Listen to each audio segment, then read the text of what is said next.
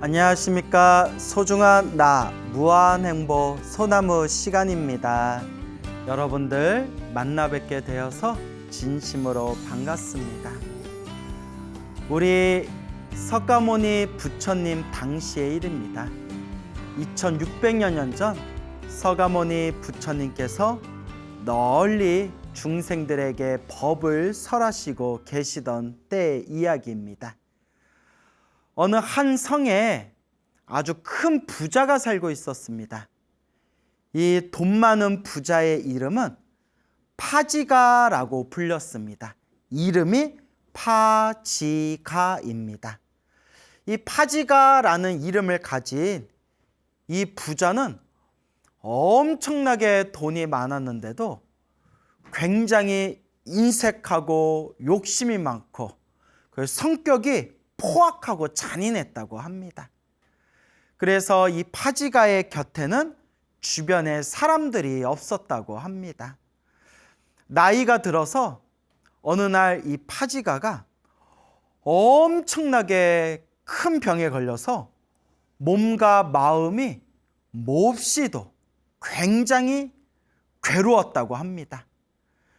괴로움과 고통 속에서 덜덜 떨고 있는 이 파지가 곁에는 아무도 없었다고 합니다. 그러니까 사람이 평소에 좀 덕을 많이 지어야 돼요. 자기 욕심만 부리고 인색하고 또 화를 잘 내면서 그렇게 덕이 없이 박덕하게 사는 사람에게는 나중에 나이가 들어도 주변에 그렇게 친근한 사람이 모이지를 않습니다. 그래서 우리가 항상 평소에 덕을 많이 지어야 된다. 이 파지가가 아무도 없는 그 집안에 홀로 침상에 누워서 고통 속에 덜덜덜덜 떨고 있으면서 문득 이런 생각을 합니다. 그래, 나는 이런 고통을 당해도 싸다. 내가 이런 괴로움을 당하는 것도 이것도 다 내가 지은 내 업이다. 내가 이 고통을 당하는 게 싸다.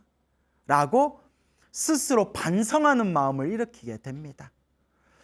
자기가 자신의 잘못을, 자신의 실수를, 자기의 잘못된 점을 후회하면서 자기 자신을 뉘우칠 수 있고 반성할 수 있다는 것은 그래도 성근이 있다는 증거입니다. 성근, 착할선 뿌리근.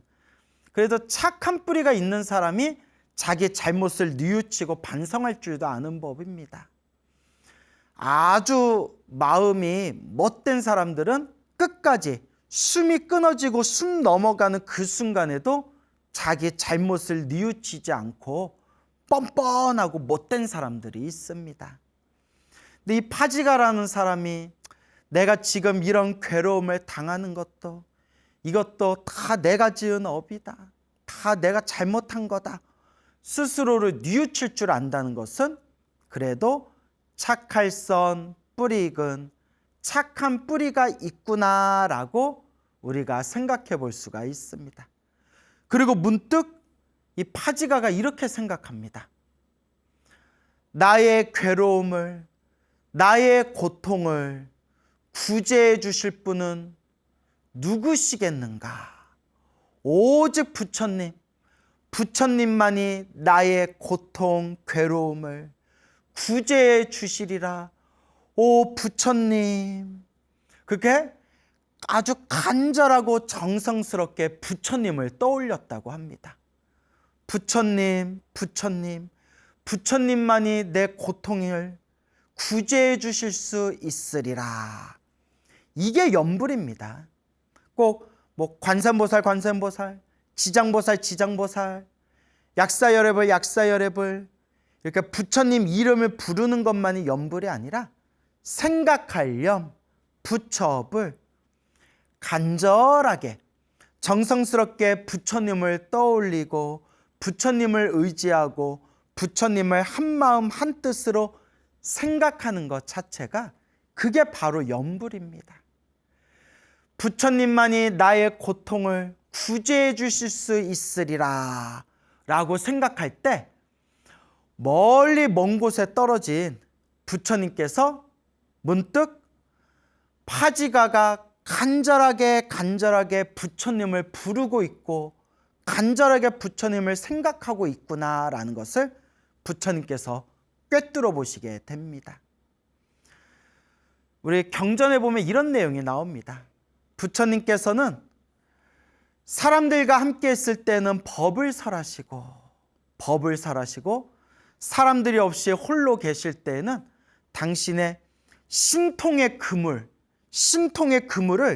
거미줄처럼 촘촘하게 신통의 그물을 세상에 널리 펼친 뒤에 혹시 구제할 중생이 어디에 있는가, 제도할 중생이 어디에 있는가, 부처님과 인연이 있어서 깨달음을 얻을 만한 인연이 있는 중생들이 어디에 있는가, 신통의 그물을 펼치시고 천안통의 눈으로, 깨달음과 신통의 눈으로 그 모든 중생들을 꿰뚫어 보신다고 합니다.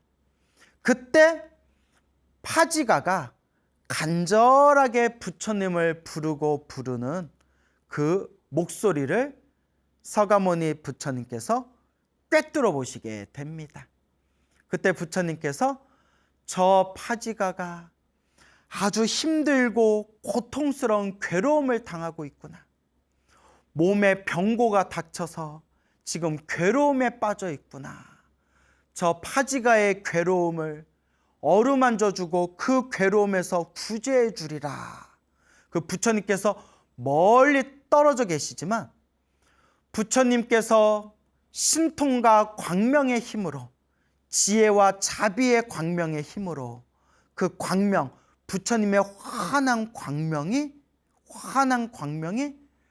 파지가가 누워있는 침상에까지 부처님의 광명이 파지가의 몸을 이렇게 어루만졌다고 합니다. 맑고 깨끗하고 환한 부처님 광명의 힘으로 부처님께서 쏘아 비추어 주신 그 빛, 그 광명, 빛의 힘으로 파지가의 몸이 편안하고 마음이 평온해지는 걸 파지가가 느끼게 됩니다. 순간 부처님의 가피의 광명으로 몸과 마음이 많이 편안해지고 그 고통이 많이 사그러든 걸 느끼게 된 이 파지가가 그 자리에서 벌떡 일어나서 부처님이 향한 곳을 향해서 절을 하면서 부처님께 지극한 마음으로 귀의합니다. 귀, 돌아갈 귀, 의지할 의. 당신께 돌아가 의지합니다. 이걸 우리가 예불문에서 지심 귀명례라고 표현하죠. 지심 귀명례, 지극한 마음으로 목숨 바쳐 절하옵니다. 당신께 귀의합니다. 이 간절하고 정성스러운 파지가의 마음을 멀리서 꿰뚫어 보신 서가모니 부처님께서 바야흐로 저 파지가의 성근 착한 뿌리가 무르익어서 마땅히 부처님의 가르침을 받아들일 수 있을 만한 시절 인연이 되었구나 라는 걸 부처님이 꿰뚫어 보시고 부처님께서 그 다음날 아침 파지가가 있는 성 안에 들어오셔서 파지가가 있는 집으로 탁발을 가십니다. 그 모든 게 다 인연이에요. 모든 게 다 인연법입니다. 만나고 헤어짐이 인연이고 좋은 일도 나쁜 일도 다 자기가 지은 인연법입니다. 우리가 살아계신 부처님을 만나 배울 수 있는 것도 내가 과거 전생에서부터 지었던 착한 뿌리, 성근공덕이 있어야 되고 우리가 지금 이번 생에 살아계신 부처님을 뵐 수는 없다 하더라도 이번 생 사람으로 태어나 소중한 부처님 가르침을 만난 것이 우리가 전생에서부터 정말 큰 복을 지었구나라는 것을 우리가 마음에 되새겨야 됩니다. 우리 불자 여러분, 이번 생에 사람으로 태어나 부처님 법을 만났을 때 우리가 이번 생 부처님 가르침을 잘 닦아야 됩니다. 나무아미타불, 나무아미타불, 관세음보살, 관세음보살, 지장보살, 지장보살. 간절히 부처님을 생각하고 염불하면서 한마디, 한 개송, 한 구절이라 하더라도 부처님의 말씀을 듣고 들으면서 복과 선업과 공덕을 닦으며 이번 생에 부처님 법을 잘 닦아야 됩니다. 큰 스님들이 말씀하시지 않았습니까? 이번 생 사람 몸을 놓쳐버리면 다음 생, 다다음 생, 어느 생에 다시 사람 몸 받아 부처님 법을 만나랴. 그러하니 이번 생 사람으로 태어나 부처님 법을 만났을 때 잘 닦아야 하느니라 라고 옛 큰 스님, 선지식들께서도 간곡하게 말씀하셨습니다.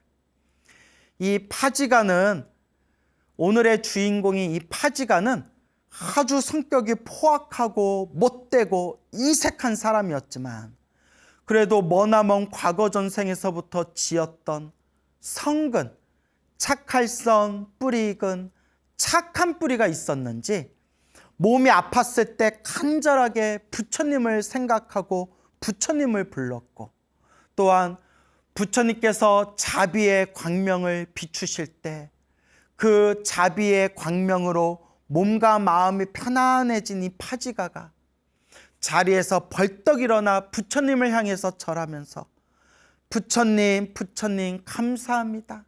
지극한 마음으로 귀의하겠습니다. 지심 귀명례 하겠습니다. 이때 우리 부처님께서, 서가모니 부처님께서 파지가의 성근이 무르익어서 성숙하여 착한 뿌리가 아주 깊이 성숙하여 부처님의 가르침을 받아들일 이제 시절 인연이 왔구나. 그리고 우리 석가모니 부처님께서 그 다음날 직접 파지가의 집을 찾아가시게 된 겁니다. 이 모든 게 다 인연법입니다. 그래서 우리는 항상 좋은 인연을 심도록 노력해야 됩니다. 파지가가 부처님께서 직접 탁발하러 자기 집에 찾아오셨다는 이야기를 듣고 엄청난 감동과 기쁨과 환희와 즐거움을 느끼게 됩니다. 오 부처님, 부처님이시여, 이렇게 누추한 저의 집까지 찾아와 주시다니 오 영광입니다. 부처님이시여. 부처님을 이제 상석에 모시고 부처님 옆에서 부처님께 공양을 올리게 됩니다. 부처님께서 문득 파지가에게 이와 같이 물어보십니다. 그대는 어디가 괴로운가? 부처님, 병고로 인하여 몸과 마음이 모두 괴롭습니다. 몸과 마음이 모두 괴롭습니다. 라는 파지가의 이야기를 듣고 부처님께서 호련히 문득 이와 같이 생각을 내십니다. 나 열에는, 나 부처는 수없는 억겁의 윤회 동안 태어나고 죽고 태어나고 죽는 윤회의 흐름 속에서 모든 중생을 다 제도하리라. 몸과 마음이 괴로운 모든 중생, 괴로움에 빠진 그 모든 중생을 하나도 남김없이 편안케 하리라 라는 원력으로 수없는 억겁의 윤회의 세월 동안 수많은 공덕을 다 닦았다 라고 마음을 내시는 순간, 그때 부처님을 믿고 의지하고 부처님을 섬기는 하늘세계 신인 제석천 신, 제석천이라는 신이 서가모니 부처님의 마음을 딱 알아차리고, 아, 부처님께서 저 파지가의 괴로운 몸과 마음을 편안케 해주시고자 하는구나. 그래서 제석천이 신통력으로 뿅 해서 향산이라는 산을 갔답니다. 향산이라는 산으로 휙 날아가서 향산이라는 산에서만 구할 수 있는 백유라는 약초를 캤다고 합니다. 뭐 우리나라로 치면 뭐 몇백 년 묵은, 뭐 몇천 년 묵은 삼삼 정도 되겠죠. 향산이라는 산에서 백유라는 귀한 약초를 캐가지고 제석천이 서가모니 부처님께 공양을 올립니다. 그때 서가모니 부처님께서 제석천이 가지고 온 그 백유라는 약초를 파지가에게 먹게끔 합니다. 파지가가 부처님이 먹으라고 건네주신 그 백유를 먹고 나서 완전히 몸이 건강해지면서 몸과 마음이 편안해지고 모든 병고가 싹 사라지고 몸과 마음이 완전히 편안하고 건강해짐을 느끼게 됩니다.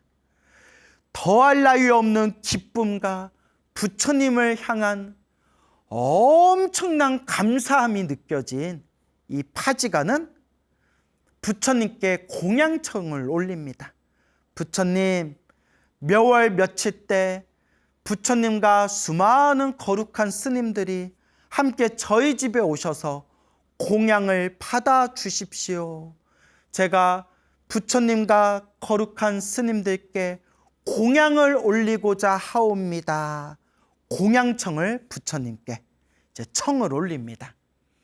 부처님께서 미소로써 허락을 하시고 약속된 날짜에 파지가의 집에 수많은 비구스님들과 함께 그 집에 모여서 파지가가 정성껏 올린 공양을 그날 점심 사시 공양을 받아 드시게 됩니다.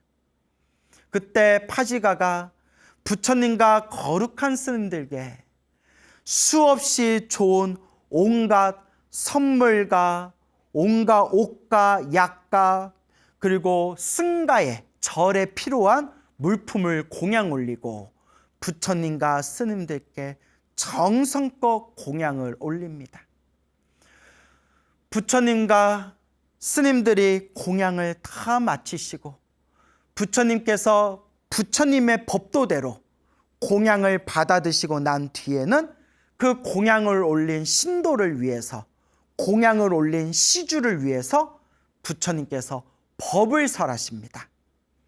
부처님께서 공양을 다 자시고 난 뒤에 시주들을 위해서 법을 설하실 때 부처님의 법문을 들으면서 파지가는 환희와 기쁨과 감동을 느끼게 됩니다.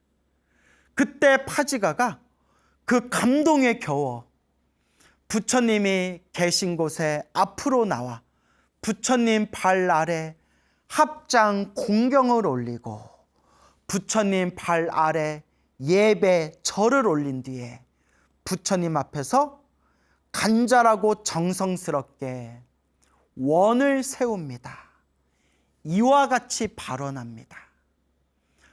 거룩하신 부처님, 저는 저의 평생을 못되고 욕심 많고 그리고 포악하게 살아왔습니다. 그런데 부처님께서 욕심 많고 인색하고 못된 저에게조차 가피를 주셔서 힘들고 괴롭고 답답하고 고통에 처했을 때 저의 몸과 마음의 괴로움을 우리 부처님께서 구제해 주셨습니다. 오, 부처님 감사합니다. 부처님 감사합니다. 저 또한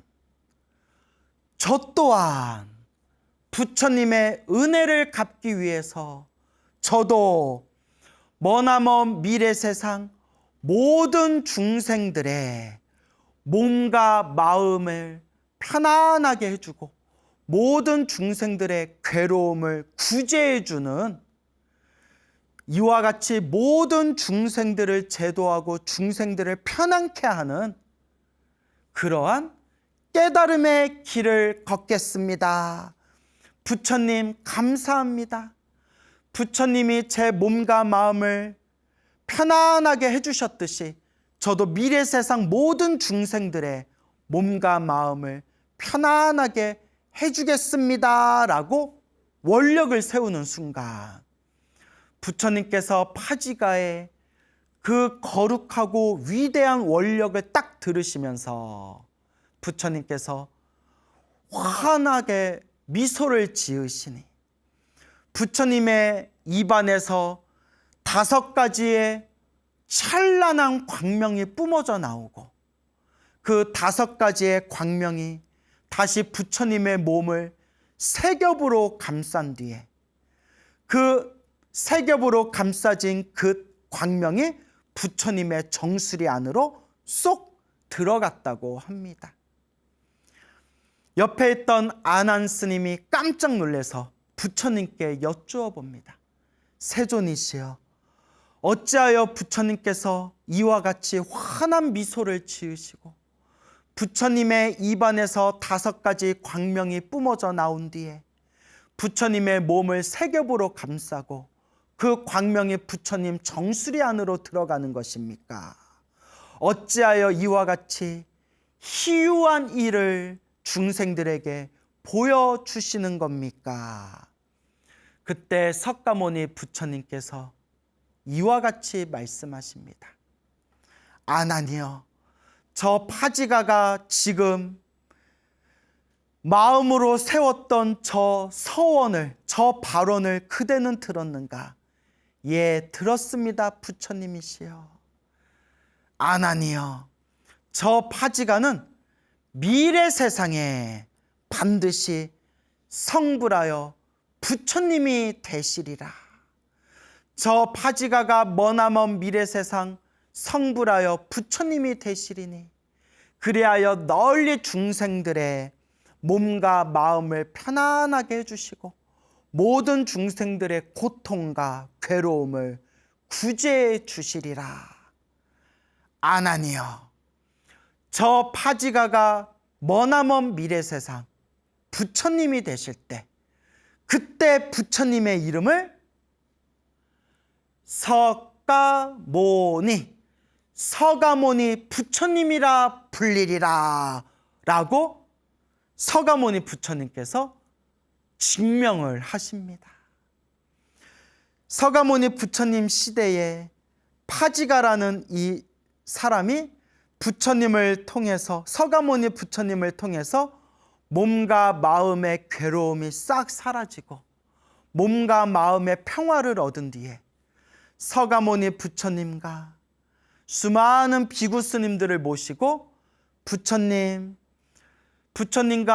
스님들에게 제가 공양을 올리고자 합니다. 부처님과 비구 스님들, 거룩한 스님들께 공양을 올린 뒤에 부처님께서 공양을 다 자시고 나서 법문을 하시니 그 법문을 듣고 마음에 감동을 느낀 이 파지가가 부처님, 저도 미래 세상에 널리 모든 중생 제도하겠습니다 라고 원력을 세웠는데 이때 서가모니 부처님께서 환한 광명의 미소를 지으시면서 저 파지가는 먼 미래 세상, 머나먼 미래 세상에 부처님이 되리니 그때 부처님이 되었을 때, 저 파지가가 먼 미래 세상 부처님이 되었을 때 지금 부처님의 이름과 똑같은 서가모니 부처님이라 불리게 되리라 라고 부처님께서 환한 미소와 광명으로서 증명을 하신 겁니다. 옆에서 이와 같은 부처님의 말씀을 들은 수많은 사람들과 불자들이 다 함께 기뻐하고 다 함께 즐거워하고 다 함께 환희심을 일으켰다고 합니다. 파지가는 아주 욕심 많고 인색하고 성질이 포악하고 잔인한 사람이었다고 합니다. 그랬던 파지가가 극심한 몸에 괴로움을 느끼게 되었을 때 홀로 침상에 누워서 스스로를 뉘우치고 반성하게 됩니다. 스스로를 뉘우치고 반성하는 것, 이게 첫 번째입니다. 먼저 내 스스로 참회를 해라. 참회. 내 자신을 반성하고 자신의 잘못을 뉘우쳐라. 참회를 하게 됩니다. 이게 다 내가 뿌린 씨앗이다. 내가 뿌린 씨앗에 내가 맺은 열매다. 다 내 업이구나. 그리고 간절하게 부처님을 생각합니다. 이게 두 번째입니다. 두 번째, 간절하게 부처님을 생각합니다. 그리고 부처님께서 환한 광명으로 파지가의 몸을 어루만져 줬을 때 파지가의 몸이 순간 극심했던 고통이 가라앉는 걸 느끼면서 거룩한 부처님이 계신 곳을 향하여 지심규명래, 지극한 마음으로 귀하여 절하옵니다.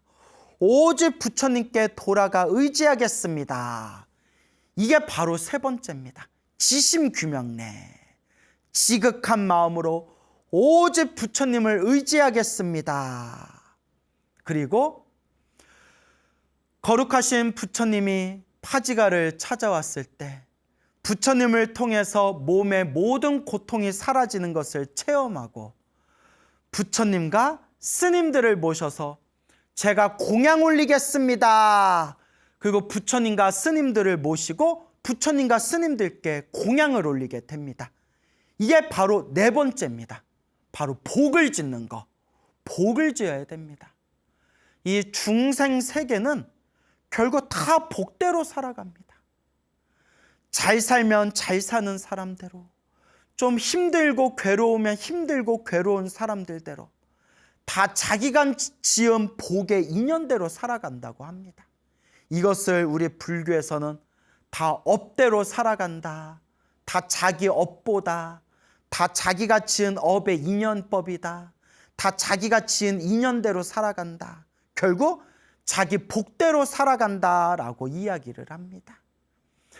그리고 부처님과 거룩한 스님들께 복을 짓는, 공양을 올리고 난 뒤에 정말 감사와 은혜를 갚는 그런 마음으로 부처님과 스님들께 정성스럽게 공양을 올린 뒤에 부처님의 법문을 듣고 부처님의 법문을 통해서 보리심을 일으키게 됩니다. 이게 다섯 번째입니다. 법문을 듣고 보리심을 일으키다. 우리는 자꾸 법문을 들어야 됩니다. 자꾸 법문을 들어야 부처님이 무슨 말씀을 하셨는지, 부처님이 우리에게 무엇을 가르쳐 주셨는지, 어떻게 우리가 진실한 불자로 살아갈 수 있는지, 비록 몸으로는 실천하기 어렵다 하더라도 일단은 알아야 합니다. 일단은 바르게 알아야 합니다. 부처님이 어떤 말씀을 하셨는지 바르게 알아야 됩니다. 그래서 여러분, 늘 경전의 말씀을 의지해야 됩니다. 여러분, 스님인 제 말도 의지해서는 안 됩니다. 스님 말도 100% 믿어서는 안 됩니다. 스님들도 아직 수행하고 있는 중생의 과정에 있기 때문에 비록 스님들이 수행자이지만 스님들도 지금 닦고 있는 과정에 있는 존재들입니다. 스님을 선생님으로는 모시되 결국 스님의 말도 100% 믿는 게 아니라 우리가 믿어야 될 건 오직 부처님의 말씀, 경전의 말씀을 근거로 삼고 부처님의 말씀, 경전을 의지하면서 공부해야 됩니다. 그리고 이와 같이 법문을 들으면서 보리심을 일으켜야 됩니다. 따라해 보세요. 보리심, 발보리심, 발 안욕 따라 삼맥삼 보리심. 보리심, 똑같이 기도를 해도 보리심을 일으킨 중생과 보리심을 일으키지 않은 중생은 하늘과 땅만큼 차이가 있다고 했습니다. 똑같이 공양을 올리고 똑같이 보시를 올려도 보리심을 일으킨 불자와 보리심을 일으키지 않은 불자는 하늘과 땅만큼 차이가 있다고 했습니다. 똑같이 복을 짓고 선업을 짓고 공덕을 쌓더라도 보리심을 일으킨 사람과 보리심을 일으키지 않은 사람이 하늘과 땅만큼 차이가 있다고 했습니다. 그래서 우리 부처님의 대승경전가 또한 대승경전을 연구하시고 해설하신 수많은 선지식들께서 한결같이 보리심을 일으켜라 라고 간곡하게 말씀하셨습니다. 그럼 보리심이 뭘까요, 여러분? 보리심이 뭘까요? 보리심에 대해서 자세히 해설해서 설명하자면 책 한 권을 책을 써도 모자랄 겁니다.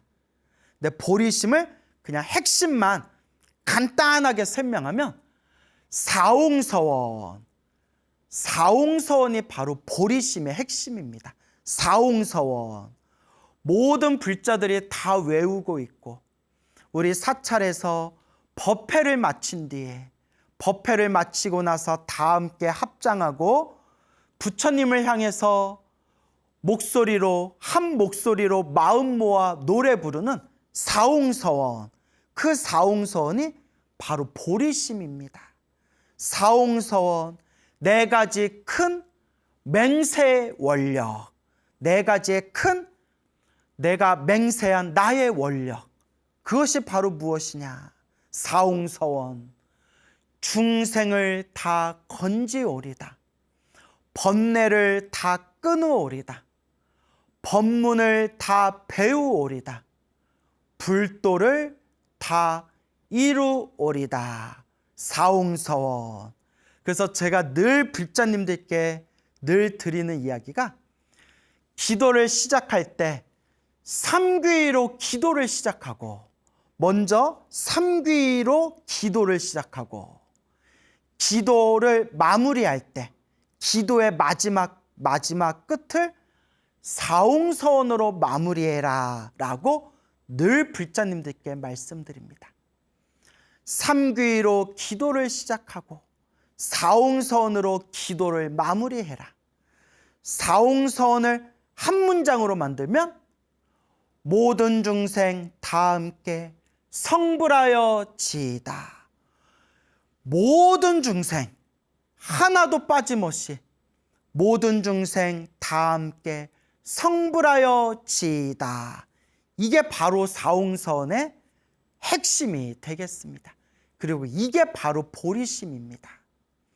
파지가는 부처님 앞에서 이와 같이 위대한 보리심을 일으켰습니다.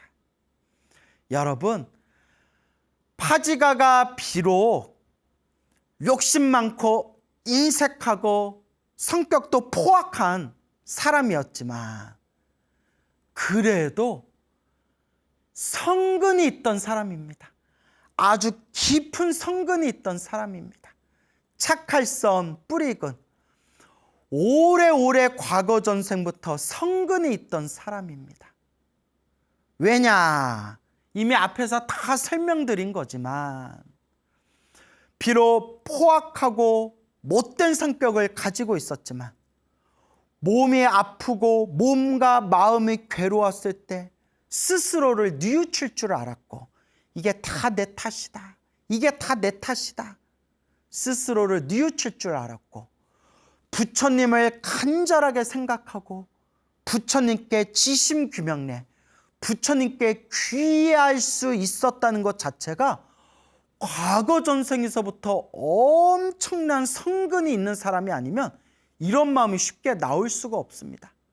심지어 절에 평생 다니다가도 몸이 크게 아프거나 집안에 큰 안 좋은 일이 생기기만 하더라도 내가 이렇게 절에 열심히 다녔는데 어떻게 나한테 이런 일이 생겨 하면서 평생 절에 다녔던 사람이 불심이 완전히 뚝 하고 꺾여버려가지고 다시는 부처님 얼굴 쳐다보지도 않는 그런 사람들도 수두룩합니다. 그런데 오히려 몸과 마음이 아프고 괴로움에 빠졌을 때 내 탓이구나 스스로를 뉘우치고 간절하게 부처님을 생각하고 부처님께 지심규명례 할 수 있었던 그 마음을 일으킬 수 있었던 게 크나큰 성근이었고, 또한 부처님께서 신통의 눈과 지혜의 눈으로서 저 파지가가 깨달음을 얻을 수 있는 부처님의 바른 가르침을 받아들일 수 있을 만한 성근, 착한 뿌리가 성숙되었구나라고 부처님께서 꿰뚫어 보시고 부처님께서 직접 파지가의 집을 찾아가서 파지가의 병을 고쳐주시고 파지가의 공양청을 받아주시고 파지가와 시주들을 위해서 법문하시고 보리심을 일으킨 파지가를 위해서 저 파지가가 미래 세상에 석가모니라는 부처님이 되리라, 미래 세상 널리 중생을 제도하리라 라고 부처님께서 그 파지가에게 이와 같은 깨달음의 시절 인연을 펼쳐주신 것 자체가 파지가가 그래도 전생에 복을 많이 지은 사람이구나, 착할선 뿌리근 성근이 뿌리가 깊은 사람이구나 라는 것을 우리가 미루어 짐작할 수가 있습니다. 이것도 파지가가 지은 복입니다. 제가 중생은 복대로 살아간다 늘 말씀드리죠. 중생은 복대로 살아간다. 파지가도 과거 전생부터 지었던 복이 많은 사람입니다. 그렇지 않고서야 살아있는 부처님을 직접 만나 배웠고 살아있는 부처님에게 가르침을 받고 살아있는 부처님께서 그대는 미래 세상에 성불하게 되리라, 부처님이 되리라, 얼마나 전생에 복을 많이 지었으면 이와 같이 부처님에게 수기를 받을 수 있단 말입니까? 그러니 여러분, 우리도 이번 생 소중하게 여겨야 됩니다.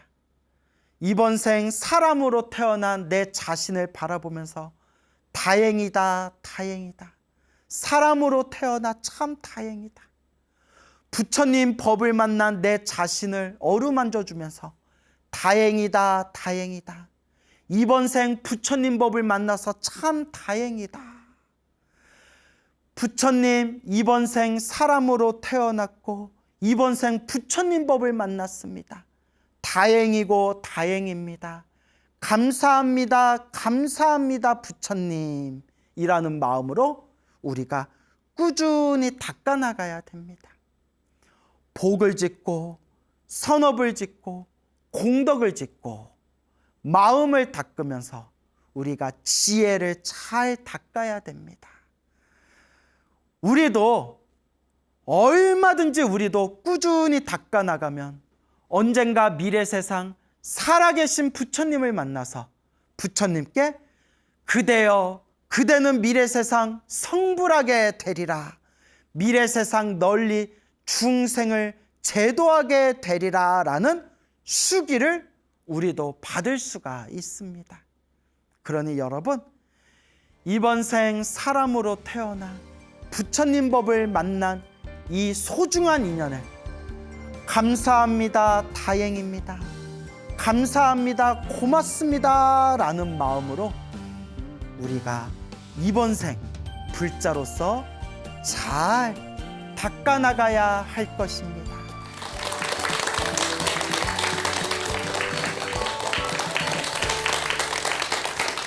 예, 안녕하세요. 예, 광우 스님이라고 합니다. 오늘 이렇게도 여러분들 만나뵙게 되어서 너무 반갑습니다. 안 반가워요? 예. 예. 자, 우리 오산 아세요? 오산? 예, 경기도 오산에서 살고 계시는 불자님께서 너무나 그런 어떤 감동스러운 기도 체험에 대한 편지를 보내오셨어요. 그래서 너무 내용이 좋아서 제가 요 편지를 우리 불자분들에게 읽어드리고 싶어서 가져왔습니다.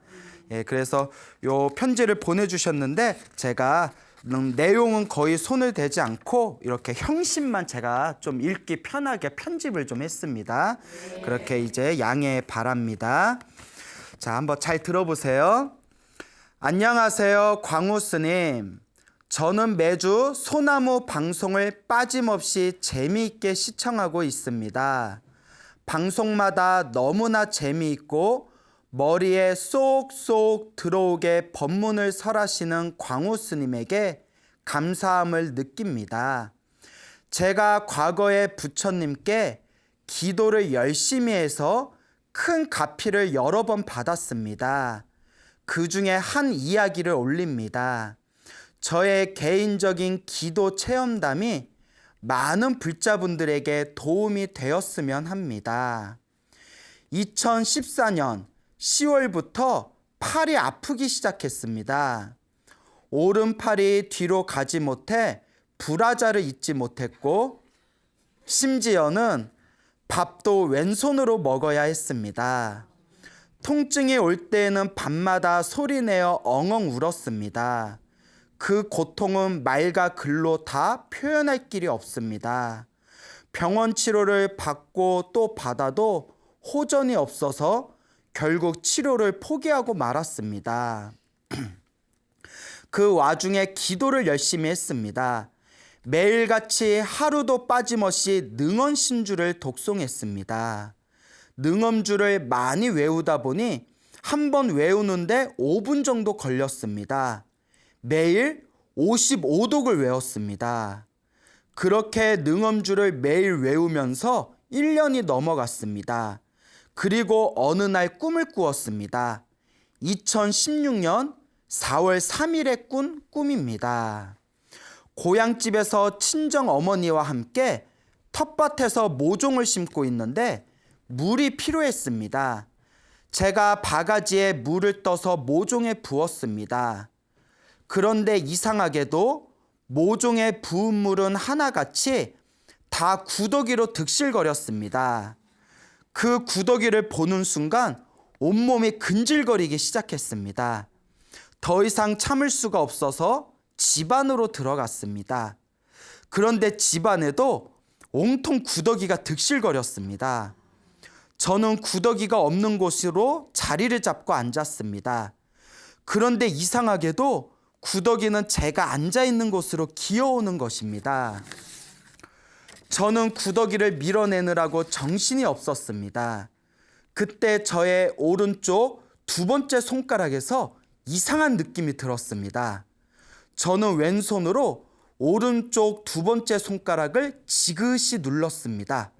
아, 이럴 수가. 오른쪽 손가락 끝에서 벌레가 쭉 빠져나오는 것입니다.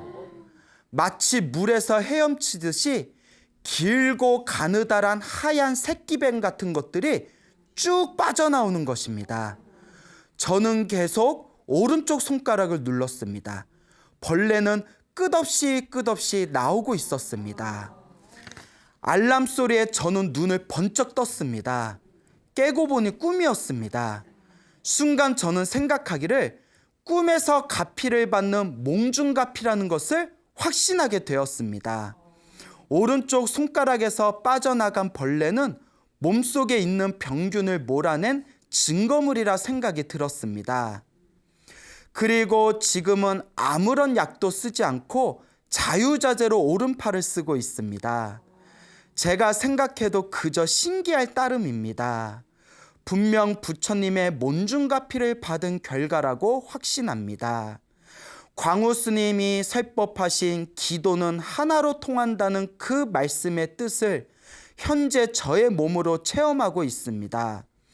기도 수행하면서 감기 한 번도 걸리지 않고 발톱 무좀도 깨끗하게 치유되어 발톱이 깨끗해졌습니다. 모두 부처님 덕입니다. 저의 보잘것없는 이야기이지만 많은 불자들에게 조그만 도움이라도 될 수 있다면 그저 고맙고 감사할 따름입니다. 오산에서 불자 김아묵의 올림.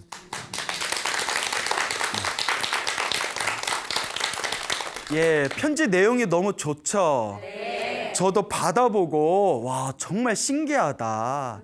그러니까 그 편지 같이 읽어봤지만 그 오산에서 이 편지를 보내주신 불자님께서 오른팔을 갑자기 쓸 수가 없었대요. 그래서 밥 먹는데 팔이 너무 아파가지고 왼손으로 밥을 먹을 정도로 너무 아파가지고 막 엉엉 우셨대잖아요. 병원에 가도 아무리 치료를 받아도 치료가 안 되는 아마 뭐 50견 같은 거겠죠. 그래서 굉장히 고생을 했는데 이분께서 이제 능엄주라는 기도를 하셨어요. 무슨 기도를 하셨다고요? 예, 얼마 전에도 저희 소나무에서 능엄주에 대한 또 기도 이야기를 해드린 적이 있었는데 능엄주가 엄청나게 길어요.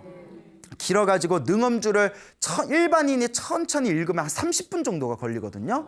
뭐 빨리 읽어도 15분이에요. 근데 이분은 능엄주를 하도 많이 외워서 한 번 읽는데 몇 분 걸린다고 했죠? 예, 5분 걸린다고 했잖아요. 예, 5분 했는데 금방 씨 이러신 분은 뭐예요? 예, 10분 이럴래. 예, 몇 분 걸렸다?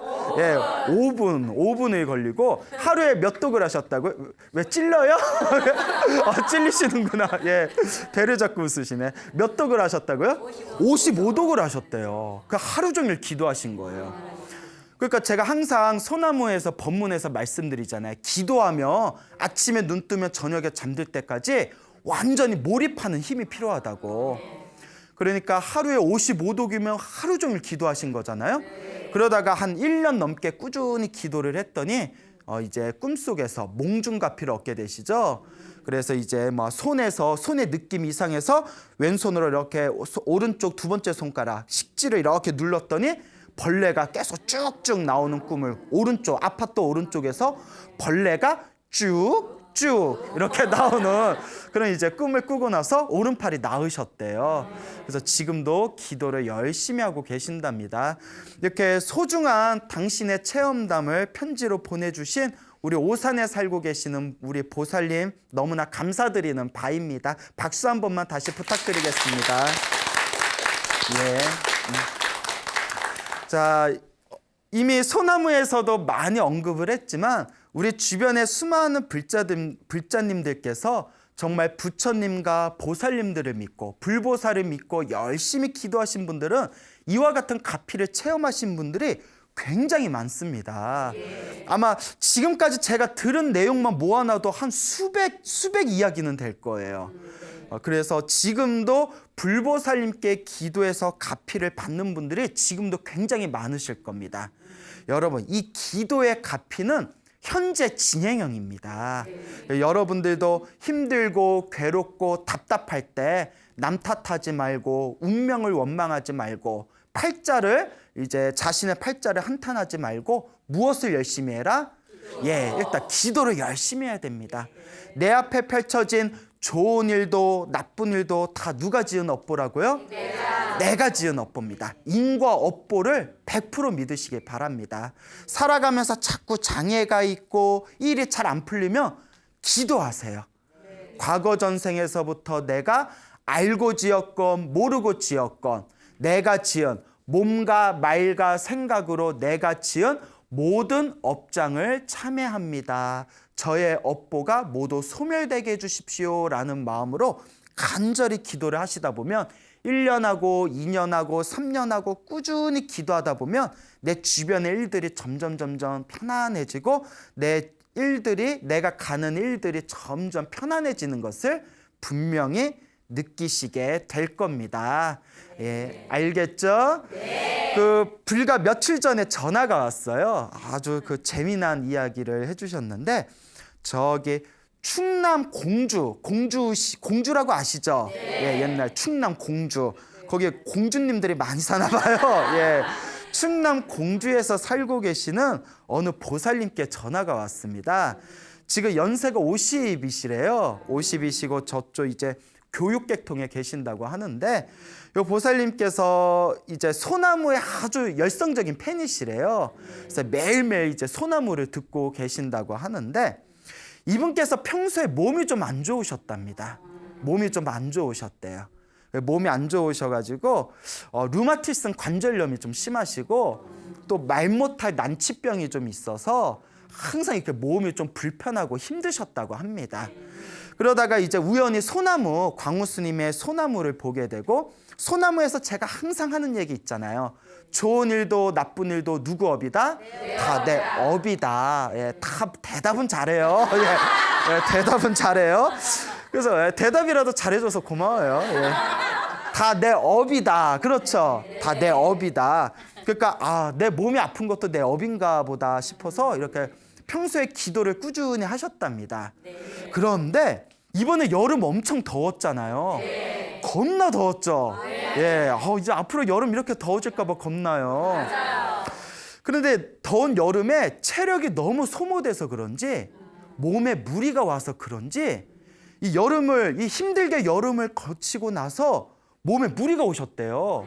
어떤 현상이 일어나냐면 머리가 자꾸 채 떨듯이 떨리더래요. 머리가 달달달달달 깨서 떨더래요. 머리가. 예. 여러분들 우리 그 자동차 타고 가면 앞에다가 이렇게 머리 큰 인형 이렇게 놓으면 차 타면 달랑달랑달랑 이러잖아요. 예? 뭐 그 정도까지는 아니겠지만 머리가 자꾸 달달달달달 채 떨리듯이 얼마나 힘드시겠어요. 그러니까 아무래도 여름에 너무 무리를 해가지고 체력이 다 빠져서 이런가 보다 해서 병원에도 가보고 치료도 받아봤는데 효과가 없더래요.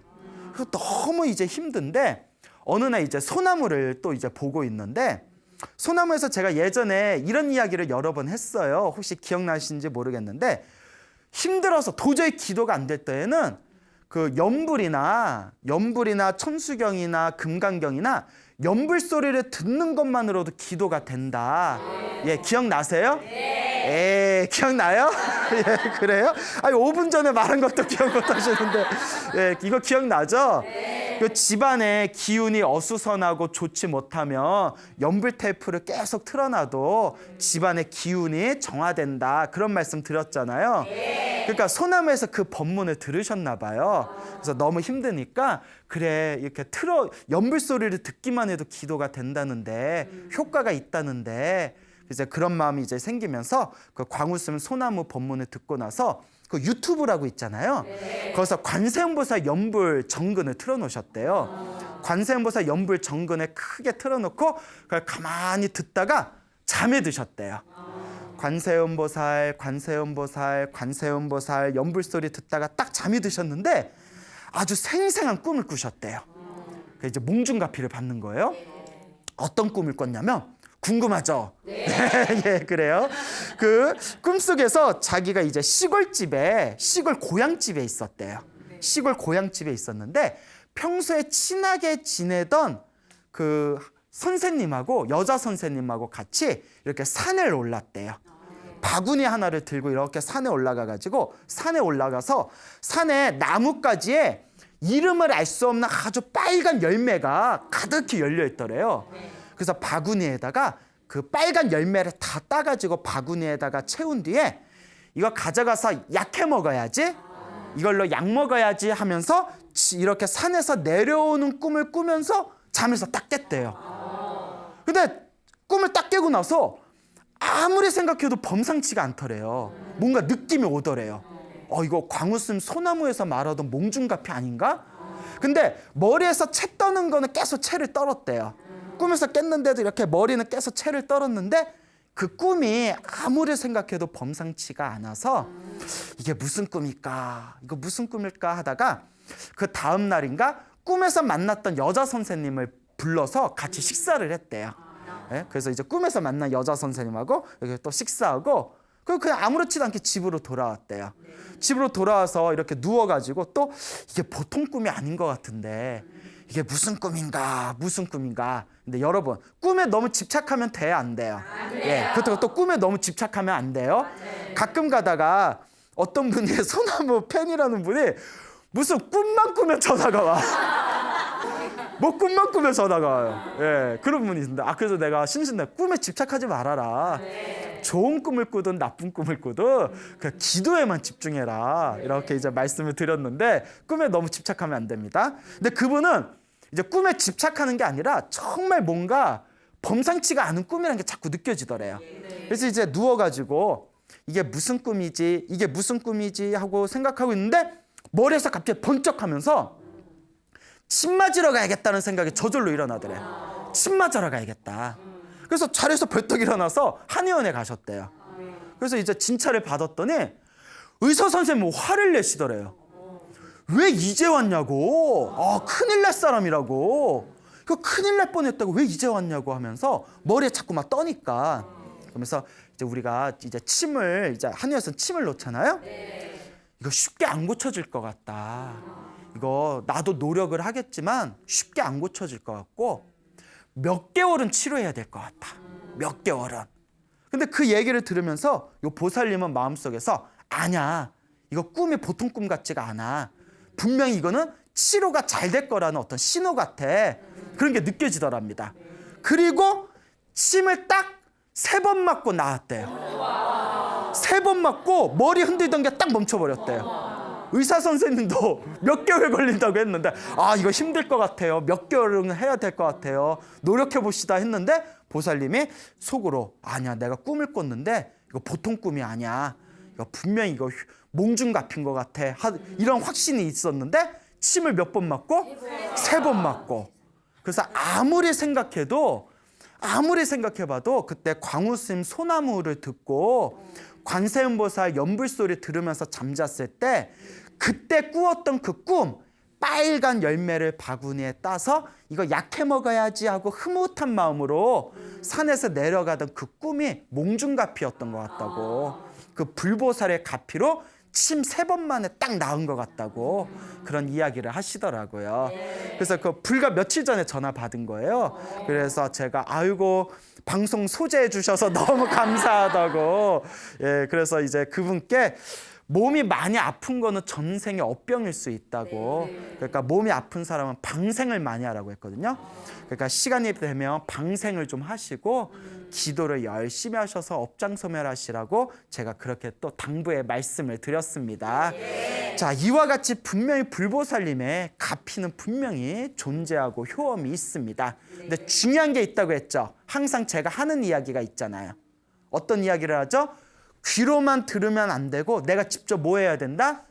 실천해야 된다. 내가 직접 기도해보고 실천하고 체험해야 내가 효과를 보는 거지. 와, 저 스님 이야기하는 거 재밌다. 그리고 끝! 이래버리면 이거는 죽도 밥도 안 되는 거예요. 죽도 밥도 안 되고 떡도 못 먹어요. 아무것도 안 돼요. 그러니까 자기가 기도하고 체험해야 된다는 것을 명심하시길 바랍니다. 여러분들 집에서 기도해야 안 해요? 그 목소리가 갑자기 작아졌어. 목소리가 갑자기 뚝. 믿음이 안 가. 그래요? 하여튼 기도 열심히 하세요. 자꾸 기도를 하셔야 됩니다. 자, 그리고 어느 불심이 깊은 어느 불자님의 그런 어떤 경험담이 되겠습니다. 우리가 살다 보면 주변에 계시는 분들 중에서 갑자기 몸이 아픈 경우가 있잖아요. 또 갑자기 뭐 내 주변에 있는 사람들이 안 좋아지는 경우가 있잖아요. 가끔 불자님들이 이런 질문을 해요. 스님, 남을 위해서 기도해줘도 그 사람이 효과를 봅니까? 라고 했을 때 흔히 저희들은 이렇게 얘기합니다. 밥상을 차려놓고 밥을 먹는데 내가 밥을 먹으면 누가 배부르냐? 내가 배부르지 않냐. 맞죠? 그래서 남을 위해서 기도해 준다는 것보다는 내가 기도를 해야 효과를 본다라는 이야기를 자주 합니다. 그러면 아예 효과가 없냐? 그렇지는 않대요. 옛날 큰 스님들이 이제 자기가 직접 기도해야 된다는 뜻에서 자기가 밥을 먹으면 자기 배가 부르지 남 배가 부르나? 이런 이야기를 하지만 또 남을 위해서 간절하게 기도를 해주면 거울의 법칙이라는 게 있어요. 무엇의 법칙? 거울의 법칙. 반사의 법칙이라고 하죠. 내가 직접 기도하는 거는 환한 태양빛을 자기가 직접 햇빛을 받는 것과 같아요. 머리끝에서 발끝까지 내가 햇빛을 다 받는 것과 같고 내가 남을 위해서 기도해 주는 거는 햇빛을 거울에 반사시켜서 상대방에게 햇빛을 주는 것 같아요. 그러니까 햇빛을 직접 받으면 온몸을 받을 수 있죠. 근데 거울에 반사시켜서 주면 얼만큼 가요? 그렇죠. 거울만큼만 가죠. 햇빛이. 그래서 남을 위해서 기도해줘도 효과가 없는 건 아니다. 그것을 이제 무엇의 법칙이라고 한다? 예, 반사의 법칙 혹은 거울의 법칙이라고 부릅니다. 그래서 옛날 큰 스님들이 이런 법문을 하신 적이 있으셨는데, 그래서 남을 위해서 간절하게 기도해줘도 효과가 없는 건 아니에요. 그러니까 자식을 위해서 기도해 준다든가 남편을 위해서 기도를 지극하게 정성스럽게 해주면 전혀 효과가 없는 것은 아닙니다. 그렇지만 중요한 거는 역시 진정한 기도는 누가 해야 효과를 본다? 그렇죠. 내 기도는 내가 해야 효과를 충분하게 정확하게 볼 수 있다라는 것을 명심하시기 바랍니다. 그런 관점에서 봤을 때 이제 지금 드리는 이야기가 그런 어떤 남편을 위해서 지극정성으로 기도를 올렸던 어느 불심이 깊은 불자님의 이야기가 되겠습니다. 요 어느 불심이 깊으신 보살님이 계셨는데 요 남편분께서 갑자기 쓰러지셨대요. 남편분께서 갑자기 쓰러지셨는데 응급치료실에 가가지고 급하게 이제 이렇게 살펴보니까 폐혈증이라는 거였대요. 폐혈증. 폐혈증이 굉장히 무서운 병이래요. 들어보셨어요? 그래서 뭐 폐혈증에 갑자기 사람이 쓰러지면 수술을 받아도 뭐 살아날 확률이 한 7, 80%뿐이 안 된대요. 그렇게 무서운 병인데 이제 폐혈증으로 쓰러지셔서 대형 병원의 응급실에 가셨는데 의사가 이렇게 급히 나오더니 보호자를 찾더래요. 그러니까 보살님이 이렇게 가니까 이제 보호자한테 장담할 수가 없습니다. 우리가 노력을 하겠지만 장담할 수가 없습니다. 그런데도 수술을 하겠습니까? 그 동의서를 받아야 된다네요. 그러니까 이제 뭐 어떡하겠어요. 일단은 해봐야죠. 그래서 이제 수술에 들어갔는데 3시간 만에 이렇게 나오더래요. 3시간 만에 나와서 너무 상태가 나빠가지고 일단 응급처치만 했습니다. 응급처치만 했으니까 내일 다시 한번 우리가 2차 수술에 들어갑시다. 그래서 이제 2차 수술에 이제 들어가게 됐는데 2차 수술에 들어가서 또 얼마 안 돼서 또 나온 거예요. 그래서 또 놀래가지고 가족들이 놀래서 보살님이 또 왜 그렇습니까 했더니 열어봤는데 너무 상태가 나쁘다고, 어떻게 손을 댈 수가 없다고, 일단 지금 굉장히 위험한 위독한 상태니까 일단은 급한 대로 응급처치를 해드렸으니까 지금 환자분의 컨디션이 좋아지면 3차 수술을 하자. 지금 도저히 손대기가 힘들다. 그리고 이제 중환자실로 이제 옮겨졌는데 남편분이 의식을 못 차리는 거예요. 의식을 못 차리니까 이건 뭐 수술할 수도 없다는 거예요. 너무 위독한 상황이라서. 이 부인이 너무나 이제 이 보살님께서 답답하고 힘들고 마음이 너무 이제 혼란스럽다 보니까 우리가 힘들면 이제 의지할 게 누구밖에 없어요. 예? 엄마? 아빠? 예? 그래서 이제 부처님을 의지하잖아요. 그래서 저기 삼각산에 있는 어디 사찰에 가가지고 지극정성을 기도하셨대요. 아침에 일어나면 밤에 잠들 때까지 병원에 가는 시간 빼고는 절에 가서 오로지 기도만 하셨대요. 간절하게 관세음보살을 부르셨대요. 관세음보살, 관세음보살, 관세음보살. 관세음보살님 제발 도와주세요. 관세음보살님 제발 우리 남편 좀 살려주세요. 관세음보살님 제발 도와주세요. 아침에 눈 뜨면 저녁에 잠들 때까지 병원 가는 시간 빼고는 절에서 오직 기도만 합니다. 아주 간절하게 기도했대요. 옆에서 보는 사람들이 걱정할 정도로 지극정성으로 기도를 합니다. 그렇게 기도를 하다가 이제 보름이 지났대요. 기도를 시작한 지 보름이 지났는데 그때까지도 남편의 의식을 이제 깨지를 못했답니다. 근데 이제 보름째가 됐을 때, 보름이 지났을 때 이제 그 사찰에 관세음보살 이제 기도를 간절히 관세음보살 부르는데 관세음보살, 관세음보살, 관세음보살 하염없이 관세음보살 연부를 하다가 눈앞에서 번쩍하고 환상이 보이더래요. 꿈을 꾼 게 아니라 실제로 환상을 봤대요. 어떤 환상을 봤냐면 관세음보살님이, 환한 관세음보살님이 남편을 이렇게 쓰러져 있는 남편을 껴안고 남편의 얼굴을 보면서 웃고 계시더래요. 사람이 아픈데 웃어? 사람이 아픈데 웃어? 네, 하여튼 관세음보살님이 딱 껴안고 환한 미소를 지으시더래요. 그리고 쓰러져 있는 남편이 관세음보살 품에서 환한 미소를 짓더래요. 그 환상을 봤대요. 그리고 나서 그 환상에서 딱 깼는데 순간 남편 살아나겠구나. 확신이 들더래요. 남편 깨겠구나. 기도에 그 가피를 증명해 주셨구나. 관세음보살이 보여주셨구나. 아니나 다를까 그 환상을 보고 나서 남편이 의식을 깼답니다. 처음에 의식을 눈을 뜨고 막 이렇게 눈을 껌뻑껌뻑하고 말은 못하는데 이제 부인이 이렇게 손을 잡고 눈물을 주르르 흐르더래요. 남편이. 그러니까 갑작스럽게 남편이 일단 컨디션이 좋아지다 보니까 의사 선생님이 자 그러면 이제 마지막 기회다 생각하고 3차 마지막 수술 한번 들어가겠습니다. 오래 걸리고 힘든 수술일 겁니다 하고 이제 3차 이제 수술에 들어갔답니다. 그 부인이 얼마나 떨리겠어요. 그렇죠. 얼마나 떨리겠어요. 그러니까 수술실 앞에서 간절하게 기도를 올리셨대요. 그 오로지 그 천수경에 보면 신묘장구 다란이라고 있잖아요. 신묘장구 다란이 108독을 하셨대요. 신묘장구 대다란이 108독을 하고 수술실 앞에서 하염없이 관세음보살을 부르셨대요. 그렇게 수술이 9시간이 걸렸답니다. 9시간이 걸렸는데 9시간 동안 그냥 수술실 앞에서 오로지 기도만 하신 거예요. 자, 여러분 마음에 손을 얹고 생각해 봅시다. 여러분들 남편이 있는데 남편이 그렇게 수술실에서 위급한 처지라면 그렇게 보름 동안 그리고 수술실 앞에서 9시간 동안 기도할 수 있어요, 없어요? 왜 대답을 안 해요? 예, 다 할 수 있죠? 예, 다 할 수 있죠. 이거 아무래도 PD님이 편집해줘야겠다, 이 부분. 아니, 다들 큰 소리로 이럴 줄 알았는데 왜 대답을 못해요? 다 하실 거죠? 예. 믿음이 안 가? 예. 왜 근데 질문했을 때 바로 안 나오는 거야? 그러니까 얼마나 남편을 사랑하면 그렇잖아요. 얼마나 남편을 그러니까 얼굴에 가식이 보이죠? 예, 이제 웃자가 한 말이고요. 예, 웃자가 한 말이고 얼마나 남편을 사랑하면 수술실 앞에서 아마 못된 옆편네들은 보험 얼마 나와? 이거 보고 있을지 몰라요. 아니 못된 여자들 가끔 보면 막 그 TV 프로에서 그 시사 프로에서 보험금 노리고 이런 거 있잖아요. 제 말에 너무 신경 쓰지 마세요. 그 부인이 간절하게 남편을 위해서 간절하게 기도를 해줍니다.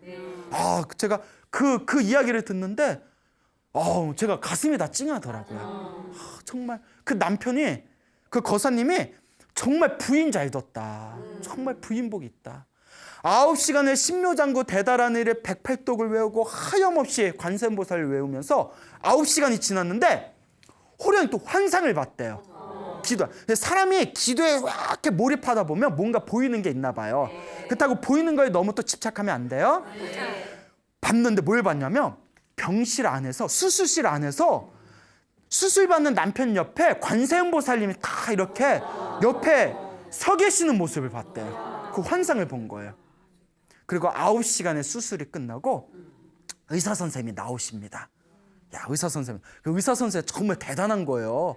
정말 남의 생명을 그 9시간 동안 혼신의 힘을 다해. 그래서 의사 선생님들은 돈 많이 벌어도 될 것 같아. 예, 사람의 생명을 이제 다루시는 분이니까 많이 벌어도 될 것 같아.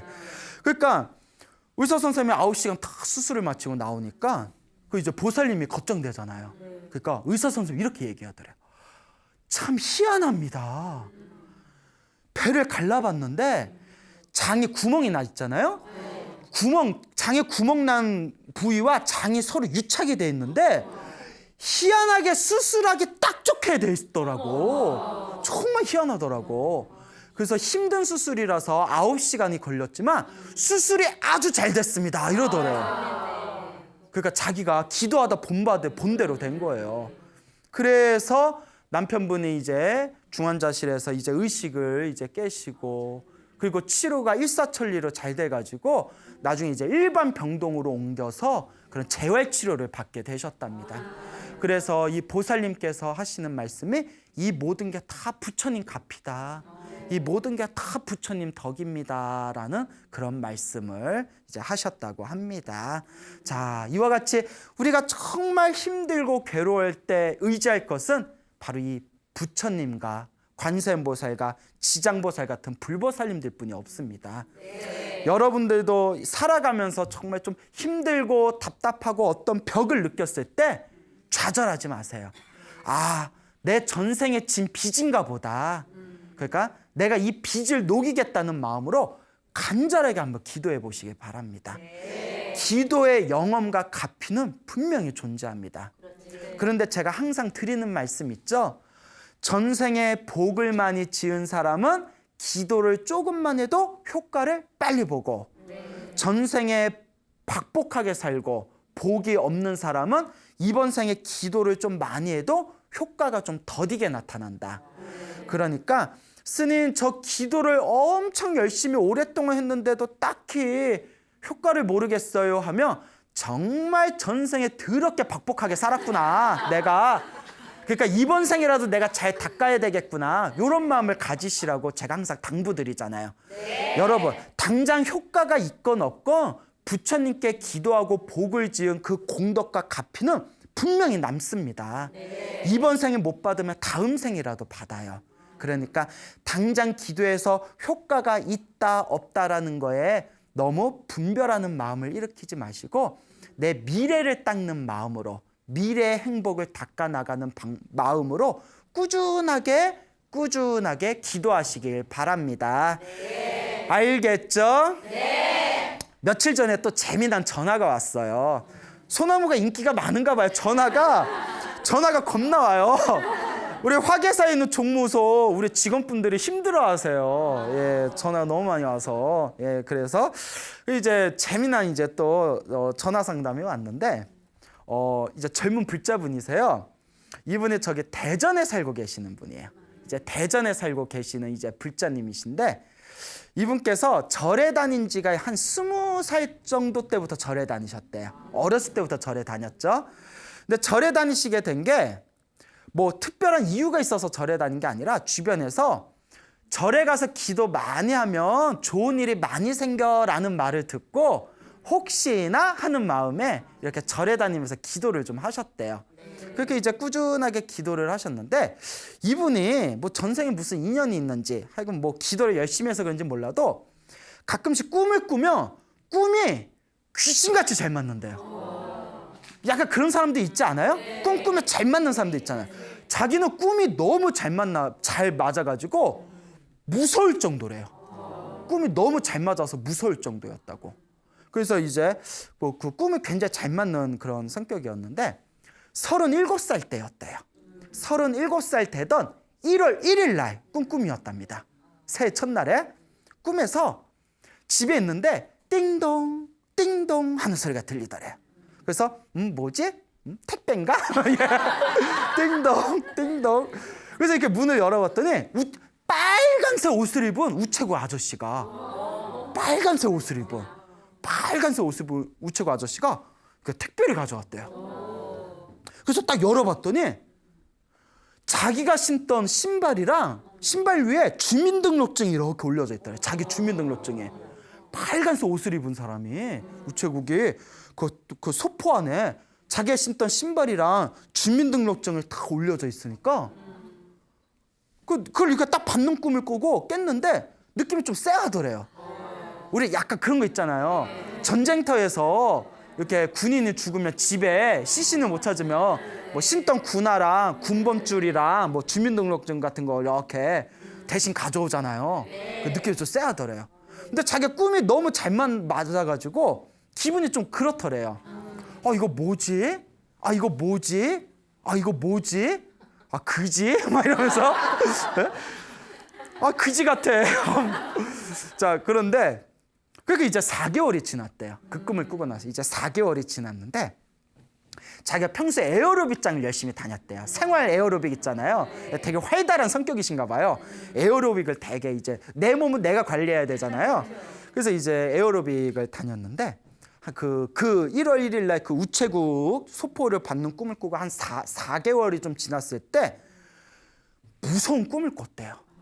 어떤 꿈을 꿨냐면, 밤에 여자랑 아이가 딱 나타났는데 검은색 옷을 입고 있더래. 시커먼 옷을 입은, 검은색 옷을 입은 여자랑 아이가 딱 나타나더니 따라와 이러더래. 따라와. 따라가면 돼요, 안 돼요? 근데 그게 내 맘대로 되나? 나 안 가, 이게 되나? 그 따라와 이래서 왜? 그러니까 따라갔대요. 따라와. 그래서 어두운 길, 시커먼 어두운 길을 따라와 막 이러면서 딱 가는데 앞에 또랑이 있더래요. 또랑. 그 물 흐르는 개울 있잖아요. 또랑에 물이 콸콸콸콸 흐르고 있는데 또랑을 그 검은색 옷을 입은 여자하고 애가 펄짝펄짝 뛰어가더래요. 그러더니 또랑 건너편에서 넘어와. 여기만 넘어오면 돼. 어서 와 이러더래요. 넘어가면 돼요, 안 돼요? 안 돼요? 왠지 안 될 것 같죠? 순간 꿈에서 이건 아니야 생각이 들더래요. 너무 무서워가지고 뒤도 안 돌아보고 집으로 막 뛰어가는 꿈을 꿨대요. 그리고 꿈에서 딱 깼대요. 무섭잖아요. 꿈 겁나 더럽네 막 이러면서 더러워 막 이러면서. 예? 그러니까 남자였으면 담배 한 대 피면서 꿈 뻑세다 막 이럴 거 아니에요? 예? 그러니까 이분이 이제 꿈을 깨고 너무 기분이 싸하신 거예요. 요 보살님이. 그래서 오늘은 에어로빅만 갔다 오고 어디도 가지 말고 집으로 바로 와야지. 나 아니에요. 사실 어디도 가면 안 돼요. 에어로빅장도 가면 안 돼요. 집 밖은 위험해. 예? 이불 밖은 위험한 거예요. 근데 그분이 에어로빅장만 가서 오전에 에어로빅 운동하고 아무 데도 새지 말고 집으로 바로 와야겠다. 그리고 이제 차를 타고 에어로빅장으로 갔대요. 룰루랄라 이렇게. 근데 이제 기분은 찝찝하겠죠? 그러니까 가면서 평소 습관대로 천수경 테이프를 크게 틀어놨대요. 천수경 전구업진어 수리수리 막 나오죠? 안 들어봤구나. 자, 이제 천수경을 크게 이제 틀어놓고 이제 가다가 대전에 사거리에서 이렇게 딱 멈췄대요. 사거리에서 이제 딱 멈췄는데 사거리에서 멈춰서 이제 천수경 테이프 딱 듣고 신호등 보다가 신호등 딱 확인하고 신호등 파란색 딱 확인하고 출발해야지 하는 순간 띵 하고 의식을 잃어버렸대요. 띵 하고 의식을 잃었대요. 그 필름이 끊긴 거예요. 그리고 의식이 점점 차리면서 귀에서 삐뽀 삐뽀 소리 들리고 그리고 희한하게 몸을 움직일 수가 없고 뻗어버렸는데 삐뽀 삐뽀 소리 들리면서 큰 소리로 천수경 소리 테이프가 계속 돌아가더래요. 계속 천수경하고 연불 소리가 들리더래요. 큰 소리로. 뭐지 하고 정신을 차려봤는데 입에는 피가 좀 고이고 자기가 앞좌석에 있었는데 정신 차려봤더니 뒷좌석에 있더래요. 그 차가 이제 충돌을 한 거예요. 그리고 차가 완전히 나중에 폐차할 정도로 차가 완파가 됐대요. 완파가 됐는데 희한한 게 완파가 됐는데도 스피커는 살아가지고 뭐는 계속 들린다? 천수경 계속 들리는 거예요. 그리고 이제 응급실에 이제 실려갔는데 차 사고에 비해서 굉장히 덜 다쳤대요. 입안이 찢어져서 피가 좀 고인 거 빼고는 차가 완파가 됐는데도 상대적으로 상당히 덜 그렇게 다쳤다고. 무슨 꿈을 꿨을 때? 그 시커먼 옷을 입은 사람이 따라오라고 꿨을 때. 그리고 그게 37살에 저승사자 꿈을 꾼 뒤로 44살까지 저승사자 꿈을 4번을 꿨대요. 막 저승사자가 쫓아와서 꿈에서 막 관세음보살 외우면서 막 피하고 4번을 꿨대요. 44살까지 저승사자를 꿈을 4번을 꿨답니다. 몇 번이요? 4번. 근데 4번을 다 사는 거예요. 그리고 마지막에 누가 신중기도 하면 좋다고 해서 절에서 신중기도 21일 신중기도를 올리고 난 뒤에 저승사자 꿈을 더 이상 꾸지 않았대요. 그러면서 저한테 이렇게 질문하더라고요. 스님, 저승사자가 왜 저를 자꾸 쫓아왔던 걸까요? 그래서 제가 이렇게 말씀을 드렸죠. 그걸 왜 나한테 물어봐요? 아니, 저승사자한테 물어봐야지. 아니, 그렇잖아요. 아니, 저승사자가 쫓아다니는데 저승사자한테 물어보지 왜 내가 쫓아갔어? 그거 막 웃으시더라고요. 아니, 그렇잖아요. 그걸 왜 나한테 물어봐? 내가 쫓았어? 네? 아니, 스토커가 쫓아다니면 스토커한테 나 왜 쫓아와? 물어봐야지. 경찰한테 스토커가 저를 왜 쫓아올까요? 하면 경찰이 어떻게 알아? 그래서 이렇게 말씀드렸죠. 제 생각에는 보살님께서 전생에 어떤 업보, 빚이 있었나 보다. 그런데 이번 생에 부처님께 기도를 잘해가지고 그 기도의 힘으로 지혜롭게 잘 넘기신 것 같다. 이것도 다 우리 보살님 복이신 것 같다. 그러니까 지금 같은 마음으로 꾸준하게 기도 열심히 하세요라고 이렇게 말씀을 드렸습니다. 자, 우리가 살아가면서 생기는 모든 이 행복과 불행, 사람의 노력으로는 이게 어떻게 할 수 없는 분명 운이란 게 있습니다. 분명 운이란 게 있어요. 그 운을 불교에서는 업이라고 부릅니다. 좋은 업도 있고 나쁜 업도 있고, 좋은 운을 행운이라고 부르고 나쁜 운을 불운이라고 부르고, 근데 결국 다 누가 지었다고요?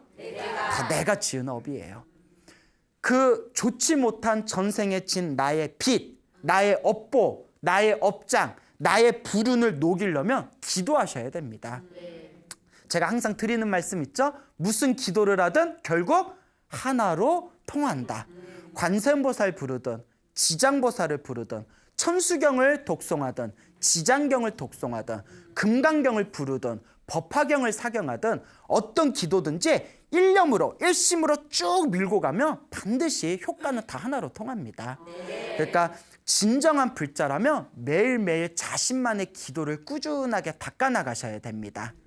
그리고 제가 항상 드리는 말씀 있죠. 기도만 해도 효과가 완벽하지 못합니다. 100% 효과를 보시려면 기도하면서 복을 많이 지으셔야 돼요. 나 딱 내 기도만 해야지? 그런 이기적인 마음으로는 진정한 가피를 얻기 힘들어요. 기도는 기도대로 하면서 주변에 이렇게 좋은 마음을 가지고 복을 많이 지어야 됩니다. 그래서 기도를 해서 업장 소멸을 하고 복을 지어서 선업과 공덕을 쌓는다면 그 사람의 운명은 점점 좋은 쪽으로 변화되어져 나갈 것입니다. 여러분, 행복해지고 싶습니까? 네. 행복한 삶을 창조하고 싶습니까? 네. 복을 지으십시오. 선업을 지으십시오. 맞아. 공덕을 쌓으십시오. 복과 선업과 공덕의 힘이 여러분들을 진정한 행복의 길로 이끌어 줄 것입니다. 여기서 마치겠습니다. 소중한 나 무한 행복.